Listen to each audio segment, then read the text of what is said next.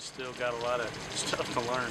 I think having the compressed summer and stuff and not having as much time to prepare played a little bit into that. But our kids, like I said, for the most part, the biggest thing we wanted to make sure too, and that our kids were going to compete and compete at a high level for 48 minutes, which they showed that the other night.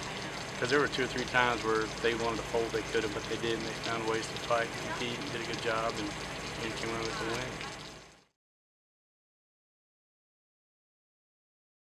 The biggest thing about St. Clair, they're out of the St. Louis suburb area, and they do got some good athletes, and they run a flexible offense, so that in and of itself can give you some problems if you don't do things right. So we're going to have to make sure we got sound assignment football sound, and make sure our guys know their assignments and that they're good to go, and especially, defensively they give you multiple fronts, so we got to make sure we're ready to go and recognize the fronts we're going to see, and we're going to see an even and an odd front, and they blitz a little bit, especially in the long yardage situation. They love the blitz. We're going to be able to be in position to pick up the blitz, and we can do that. And then we like to think our offensive game plan should be fine, and we'll be all right.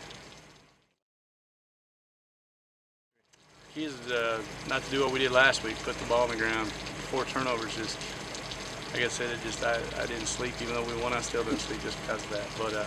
But no, like I said, turnovers obviously are crucial, and we want to make sure we're on the plus end of that, and then just make sure that we execute. That's the biggest thing we're trying to do this thing. We've got a couple of kids that have been injured that we're going to slowly acclimate back into game playing situations, and hopefully by the end of the night we can get those kids transitioned back in. With Connor Massey and Cameron Cook being back, we're hoping that we can get back into the rhythm we had as we were going to team camp in July, and maybe be okay and be effective and have fun.